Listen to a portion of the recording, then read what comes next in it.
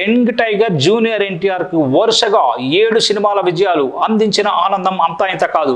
గత 10 ఏళ్లలో ఏకంగా ఇన్ని విజయాలను అందుకున్న హీరో తారక్. కాగా గత ఏడాది తారక్ నటించిన ఒక సినిమా కూడా థియేటర్లలో విడుదల కాలేదు.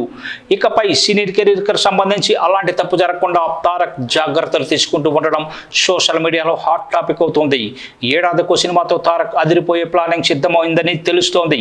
ఈ ఏడాది దేవర సినిమాతో ముందుకొచ్చిన తారక్ వచ్చే ఏడాది వార్ 2 సినిమాతో ప్రేక్షకుల ముందుకు రానున్నారు. యాషిరాజ్ ఫిలిమ్స్ బ్యానర్ లో ఈ సినిమా తెరకెక్కుతుండటంతో ఈ సినిమా రిలీజ్ విషయంలో ఎలాంటి మార్పు ఉండదని చెప్పడంలో సందేహం అవసరం లేదని చెప్పవచ్చు. ఇక 2026 సంవత్సరంలో తారక్ ప్రశాంత్ నీల్ కాంబీ మూవీ థియేటర్లో విడుదల కానుంది. ఇక 2007 సంవత్సరంలో దేవర 2 విడుదలయ్యే ఛాన్స్ ఉంది. డైరెక్టర్లు ఎవరైనా తక్కువ సమయంలో సినిమాను తెరకెక్కించే అవకాశం ఉంటే ఆ సినిమాల్లో నటించడానికి తనకు అభ్యంతరం లేదని తారక్ తెలిపారు.